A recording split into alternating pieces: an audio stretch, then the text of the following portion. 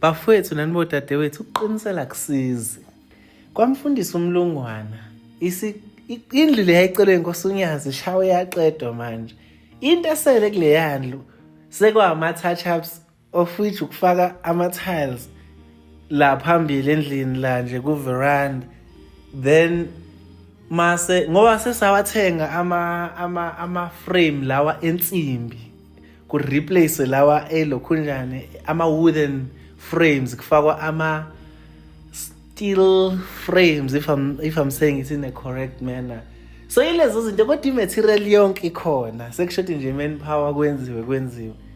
Into edale lokho kwathi ukudeleka ukuthi sesiqediwe kule ndlu le sekubekeza ukuthi yini kumele yenziwe. Kwavuka emndenini ukuthi kunendle kumele yakhiwe from scratch. Yashintsha ke ifocus kwathenga imaterial yalendlu le kumele yakhiwe from scratch. Isuka from like nowhere. Kwathenga imaterial, kwathenga iroof. Nje sekufakwa iroof kuleyo ndlu manje. Kuthe kusenjalo kwavela ukuthi ikhona impahla ezodingeka kuza amakhosi ezizwe kulo wamshado. Yathengwa leyo mpahla mhlawumbe bazolahleka ngisho inkomo. Kwabanje ukuthi kulungile lapho.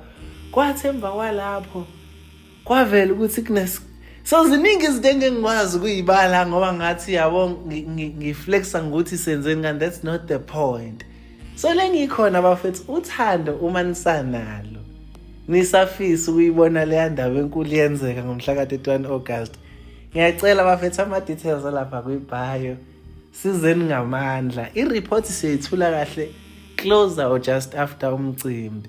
Ukuthi ezinye izinto ngeke ngikwazi ukuzisho explicitly in a public domain because izinto ezithinta yabo njenganje ukuthi nje kunempahla ethengiwe yabo into leyo ethe kuba sensitive kancane. So kodwa uma lisakhona uthando bafethu hayi azishaye ku round final manje la ilapha kuyibhaja ama details final round manje bafethu ngicela inkosi yonibusile.